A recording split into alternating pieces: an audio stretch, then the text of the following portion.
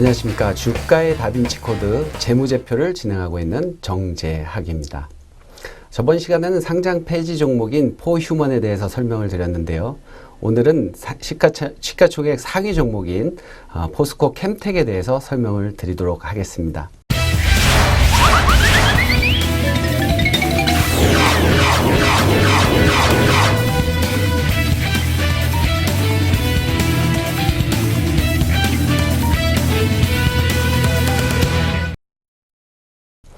시청자 여러분들께서 저에게 이제 재무제표는 어떻게 보는지는 대략 알겠는데 어디를 가야 그 회사의 재무제표를 볼 수 있느냐라고 물어보시는 분들이 있는데요.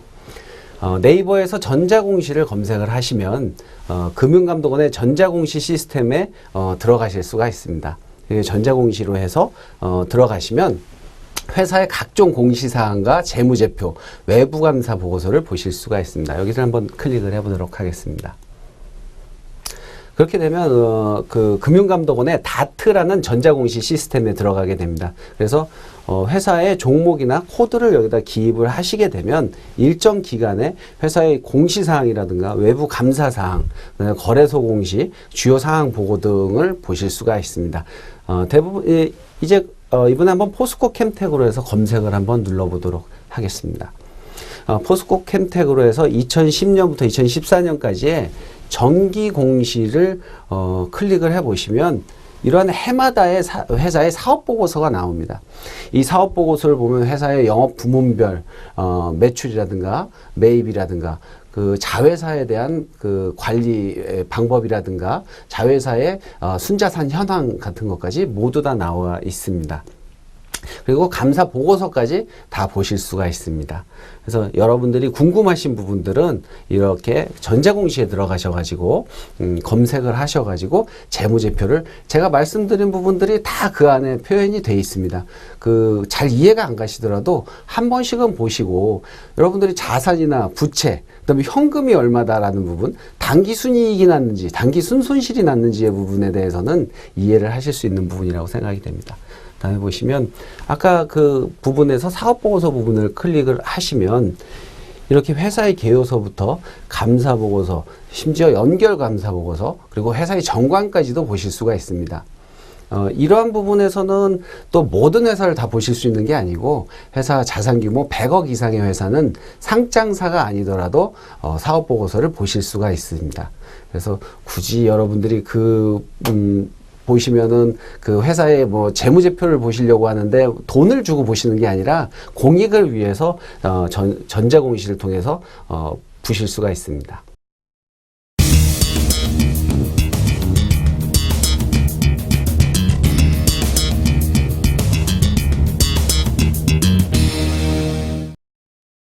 다음으로 보시면 이제 포스코 캠텍의 기업 계열을 보시도록 하겠습니다. 포스코 캠텍은 크게 내화물 부문, 건설 부문, 케미칼 부분, 부분 등을 보실 수가 있습니다. 다양한 사업을 하고 있는데요. 제품과 또 시공 부분이 한 2천억 정도, 생석회를 가공하는, 제철용 생석회를 가공하는 부분 3천억 정도, 그리고 또 최근에 그런 트렌드라고 할 수 있는 2차 전지 소재, 음극재 소재 부분을 포함한 부산물 판매가 5천억 정도 규모를 보여서 연간 매출 규모가 한 1조 3천억 정도를 기록을 하고 있습니다. 한번 보시면 포스코 캠텍의 재무제표, 요약 재무제표를 한번 보시도록 하겠습니다. 자산 규모가 4,700억, 2012년에는 5,300억, 2013년에 5,800억, 양호한 자산 규모 흐름을 보이고 있습니다. 부채 규모는 1,500억, 2012년 1,300억, 2013년 1,300억을 기록을 하고 있습니다. 이 부분 자본 부분을 제가 일부러 표시를 하지 않았습니다. 지금까지 한 5회 정도를 했을 때 여러분들이 자산이고 부채가 이만큼이면 자본은 얼마겠다라고 여러분들 머릿속에 있으실 것 같아서 일부러 이 부분은 제외를 해놨습니다. 이렇게 되면 자본 규모는 내가 갖고 있는 재산에서 빚을 빼면 순수한 내 돈인 겁니다. 그래서 요거는 4,790억에서 1,500억 해서 한 3,200억 정도, 3,200억 정도 규모로 보시면 되고요. 5,300억에서 1,300억이면 한 4,000억 규모다. 그리고 5,800억에서 1,300억을 제외를 하게 되면 한 4,500억 정도 규모다라는 부분 여러분 바로바로 생각하실 수 있을 거라고 생각이 됩니다. 계속 말만 하다 보면 깜박깜박 조실 수가 있기 때문에 한번 빈칸을 한번 만들어 왔습니다. 매출 규모는 1조 1,800억, 2012년은 1조 2천억, 2013년은 1조 2천억을 기록을 하고 있습니다. 당기 수익도 견조한 흐름을 보이고 있는데요. 920억, 780억, 590억 약간 하향세를 보이고는 있지만 꾸준한 영업활동 현금 흐름을 구현을 하고 있습니다. 900억, 600억, 1,600억 정도의 영업활동을 로 인한 현금 흐름을 보이고 있습니다. 주식이라든가 시설 관련된 매출은 투자 활동으로 인한 현금 흐름은 680억, 530억, 830억 정도의 지출을 보이고 있습니다. 재무활동에서는 현금 흐름에 큰 변화가 없다고 볼 수 있겠습니다. 다음 보시겠습니다. 그래서 이런 부분들 오늘도 마찬가지로 포스코캠텍도 자회사가 있는데요. 어떤 회사들은 자회사의 움직임을 예의주시해서 보실 필요가 있고요. 이런 부분들은 포스코캠텍 같은 경우는 지주회사의 경우가 아니고 자기 개별 회사면서 자기 사업 목적을 위해서 해외에 있는 자회사를 두고 연결을 하는 회사이기 때문에 그렇게 큰 비중을 하지 않는다는 부분을 또 반대로 설명을 드리기 위해서 이렇게 요약을 해놨습니다. 나중에 다시 한번 또 설명을 드리도록 하겠습니다. 그래서 포스코캠텍의 투자회사 현황을 보시면 요런 연결 재무제표라는 것을 보시면 종속기업과 관계기업과 공동기업이라는 것이 있는데 연결 재무제표를 만들기 위해서는 종속기업의 경우에 연결 재무제표에 해당이 됩니다. 기본적으로 50% 이상의 지분을 가지고 있거나 그 회사의 경영권에 영향을 미치는 경우에는 종속기업으로 해서 연결 재무제표, 개별 재무제표 외에 그것을 합산한 재무제표를 또 작성을 하게 됩니다. 관계기업 같은 경우에는 회사의 경영권은 관계없이 개별 투자를 했기 때문에 연결 재무제표는 작성을 하지 않게 됩니다. 이 경우에 공동기업 같은 경우 50% 이상이 되지만 회사의 경영권이라든가 의사결정권을 그쪽을 공동 경영을 하기로 했고 우리가 지대한 영향을 미치는 경우가 계약을 통해서 그렇게 하지 않기로 한 경우에는 연결 재무제표를 작성을 하지 않게 됩니다. 그래서 이 세 회사에 대해서 연결 재무제표를 작성을 하게 됩니다. 다음으로 보겠습니다. 그래서 재무상태표를 보시면 저번 시간에 보셨던 포휴먼에 비해서는 훨씬 대동소이한 그러니까 개별 매출도 1조 2천억, 연결도 1조 2천억, 이 개별은 1조 2,800억, 연결은 1조 3천억 정도의 그런 안정적인 흐름을 보이고 있습니다. 그래서 지주회사의 성격보다는 사업적인 목적으로 인해서 이 지주회사의 규모보다는 약간 작은 회사지만 같이 연결을 하고 있다는 것을 알 수가 있습니다. 자산 규모에서도 5,300억, 개별에서 5,800억, 2012년에 5,400억, 연결해서 6,300억 정도의 규모를 보이고 있습니다. 매출 채권도 보시면 그 매출 규모, 그러니까 자산을 설명드릴 때 왜 항상 매출을 보여드리냐면 매출 규모에 비교해서 현금의 수준이 어떻다.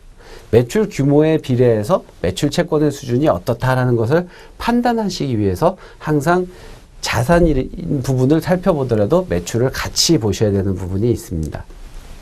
그래서 매출 규모가 1조 2천억에 매출 채권이 한 1,400억 정도면 양호한 현금 매출 순환을 보이고 있다고 볼 수가 있습니다. 재고자산도 매출 채권에 비해서 약간 떨어지는 수준, 한 달 안에 항상 흐름이 순환이 되고 턴오버가 있다는 말이죠. 그 수준이 1,400억, 1,100억. 연결도 1,400억, 1,100억 정도 수준인데 재고자산도 한 700억에서 800억 사이를 유지를 하고 있습니다. 이러한 현금 창출을 위한 유형자산도 940억, 1,000억, 1,000억 정도의 수준을 항상 유지를 하고 있는 것을 보실 수가 있습니다. 이 재고자산 부분을 보시면 한 가지 또 에피소드를 설명을 드리자면 재고자산은 항상 12월 31일 기준으로 해서 회계사들은 재고 실사를 나가게 되어 있습니다. 이 재고를 확실한 재고인지, 실제로 회사의 창고에 보관을 하고 있는 재고인지라는 부분. 왜냐하면 재고자산을 780억어치가 있는데, 실제로 780억어치가 있는데, 나 재고자산 1000억을 가지고 있습니다라고 하면 그 차익만큼이 당기순이익이 늘어나는 효과가 발생을 하게 됩니다. 그래서 반드시 재고 실사를 하게 되는데요. 한 번은 제가 이 상의 코트를 제조를 하는 피에르 무슨 댕 하는 프랑스의 회사의 그 OEM으로 제조하는 회사를 갔습니다. 그런데 그 회계법인 안에서는 항상 그 회사를 실사를 하게 되면 그 핸드메이드 된 그런 코트를 감사하는데 고생을 하셨다 해서 선물로 받는다라는 말을 들은 적이 있었습니다. 그래서 재고 실사를 갔을 때 이제 마지막까지 하는데도 아무 소식이 없어서 올해부터는 이제 그런 선물이 없나 보다 하고 이제 자료를 정리를 하고 있는데 뒤에서 부시럭 소리가 나는 겁니다. 그래서 드디어 나에게도 이제 이런 선물을 받는구나 라고 해서 이제 가슴이 두근두근 하고 있는데 뒤에서 회계사님 하고 말씀을 하셔서 제가 뒤도 돌아보지 않고 그 옷을 입었던 기억이 납니다. 그래서 이제 한 번은 사양을 했었어야 되는데 이게 뭐죠? 이게 뭐 이런 걸 다 라고 얘기를 했어야 되는데 가서 뒤도 돌아보지 않고 가서 옷을 입고 예, 딱 맞네요 라고 하고 집에 와서 보니까 팔이 이만큼 짧아져 있었습니다. 그래서 그런 순간에도 이성을 잃지 말아야 된다. 뭐 그런 잠시 그런 옛날 얘기를 한번 해보았습니다. 그래서 재고자산의 부분은 특히 유의를 하셔가지고 해마다 감사, 실사를 하는 그런 부분이 되겠습니다. 자, 다음으로 했어요. 자, 부채와 자본. 아까도 말씀드렸지만 자산에서 부채를 빼면 매입 채무 부분 같은 경우도 아까 매출 규모에 비해서 재고자산은 한 700억대 수준이 유지가 되고 있고 매입 채무 같은 부분도 800억대로 안전적으로 유지가 되고 있습니다. 그리고 장단기 차입금 같은 부분도 지속적으로 유지가 되는데 한 가지는 연결 부문에서 2013년에 한 660억 정도로 갑자기 차입금이 수준이 좀 늘어난 부분이 있습니다. 그러니까 그 포스코 캠텍 그 모 회사 같은 경우는 거의 변화가 없는데 자회사 중에 하나가 뒤에 보시면 현금 흐름에 투자 활동에 상당히 많은 부분이 유형 자산에 투자가 됐습니다. 그래서 보시면 이런 부분도 아무리 뭐 좋은 회사니까 좋겠지라는 부분이 아니라 연결 부분에서도 이렇게 튀어나온 부분이 있으면 이런 부분은 왜 갑자기 차입금이 늘어났지 하고 궁금해 하실 필요가 있을 것 같습니다. 자본을 보시면 큰 변동사항 없이 이익여금 흐름이 그대로 유지가 되고 있습니다. 그래서 손익계산서도 보시면 매출액이 1조 2천억, 그 연결에서도 1조 2천억에서 3천억 정도 사이고 판관비 같은 부분도 특이사항 없이 판관비 500억 정도 수준, 600억 정도 수준을 나타내고 있습니다. 영업이익도 이 정도 매출이 1조 2천억 수준, 2조 3천억 정도 수준에서 영업이익도 한 1,000억 정도 수준. 2013년에 약간 좀 줄어든 부분이 있는데요. 한 700억, 800억 정도 수준이 지속적으로 유지가 되고 있습니다. 그리고 영업의 손실 같은 부분은 환차손이라든가 뭐 그런 부분들이기 때문에 오히려 영업이익적인 부분은 영업의 손익 부분이나 당기순이익 부분보다 좀 양호한 흐름을 보이고 있다고 볼 수가 있겠습니다. 다음 보시고요. 그래서 포스코 현금 흐름을 보시면 영업활동으로 인한 현금 흐름 상당히 양호합니다. 660억, 1100억, 650억, 1100억. 투자 활동이 오히려 투자 활동을 하는 회수보다는 지속적으로 투자 활동에 계속 재투자되고 있는 모습을 보실 수가 있습니다. 그래서 투자 활동으로 인한 500억 지출했고 2014년 800억 지출했고 아까 보시면 그 차입금이 갑자기 늘었다는 부분이 여기서도 반영이 됩니다. 차입금이 늘고 차입금이 늘었다는 것은 재무 활동에서 현금 조달이 됐다는 얘기고요. 그 조달된 현금을 투자 활동으로 사용했다는 것을 아실 수가 있습니다. 그래서 현금 흐름의 증감. 이런 부분도 이제 여러분들이 이렇게 되면 현금 흐름의 증감이 얼마가 될지 한번 또 맞춰보실 수가 있습니다. 간단합니다. 그 초등 산수를 하셨으면 여기 더하고 빼고 빼면 이 금액이 나온다는 것을 아실 수가 있습니다. 네, 다음 넘어가겠습니다. 그래서 영업활동으로 인한 현금 흐름, 보시면 당기순이익 부분, 양호한 당기순이익에 조정된 부분, 영업자산부채의 변동을 왜 이쪽에 표시를 하냐면 영업자산부채의 변동 부분은 매출채권이 전년도에 100억이 있었는데 올해에 그 100억의 매출채권이 50억으로 줄었다 하는 것은 50억만큼의 매출채권이 더 회수됐다는 부분입니다. 그런 부분에서 영업활동의 자산부채 변동을 또 눈여겨보실 필요가 있습니다. 이런 부분에서는 마이너스 영업활동으로 인한 자산부채가 변동됐다는 것은 조금 더 많은 자금이 투입이 됐다는 얘기고요. 이런 부분에서는 재고자산이라든가 매출채권으로 인한 현금흐름 회수가 조금 더 있었다는 얘기가 되겠습니다. 그래서 이런 현금흐름도 양호하면서 마이너스 현금흐름 발생하는 부분, 법인세 부분이 제일 큽니다. 지극히 정상적인 부분이겠죠. 매출 한 1,000억 정도의, 당기순이익 1,000억 정도의 법인세 지급 290억, 한 200억 정도의 수준을 지속적으로 양호하게 납부를 하고 있습니다. 다음을 넘어서 투자 활동으로 인한 현금 흐름을 보시면 아까도 말씀드렸는데 그 투자 활동으로 인해서 차입을 통해서 어떤 부분이 자금을 사용하였는가를 여기서 보시면 유형자산의 취득이 600억 정도가 발생을 했습니다. 그래서 이러한 유형자산의 취득이 추후의 현금 흐름이나 당기순이익에 어떠한 긍정적인 영향을 미칠지에 대해서는 투자자 여러분들이 지속적으로 지켜보실 필요가 있을 것 같습니다. 이런 부분에서는 유의를 하시고요. 재무활동으로 인한 현금 흐름에서는 큰 변동사항이 없습니다. 배당금의 지급 정도, 배당금의 지급 정도의 지급 외에는 지속적으로 유상증자라든가 그런 현금 흐름의 변동이 없이 양호한 현금 흐름, 보편적인 현금 흐름을 보이고 있습니다. 그래서 보시면 이러한 시가총액 상위 종목의 특성을 보시면 큰 변동이 없습니다. 이게 2011년부터 2014년까지 3년 6개월간의 주가 흐름인데 이런 대세적인 주가 흐름도 우리 재무제표가 거의 다 반영을 하고 있는 것을 보실 수가 있습니다. 왜냐하면 이때 순이익이 한 923억 정도였고 이때 순이익이 599억입니다. 약간 하향되는 그러한 추세를 보이고 있고요.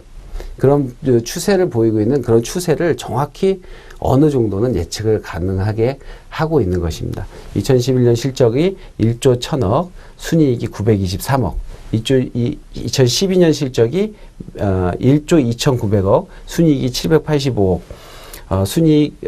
매출이 1조 2000억, 순이익이 599억. 그래서 이런 대세를 보면 정상적으로 영업활동을 하고 있으면서 항상 이런 부분에 대해서는 이런 회사가 신사업에 진출을 한다라고 할 때는 어느 정도는 그 재무제표를 기초로 해서 성공할 수도 있고 실패를 할 수도 있지만 그런 부분에 대해서는 믿고 투자를 할 수 있는 그런 파운데이션이 되어 있다고 볼 수가 있겠습니다.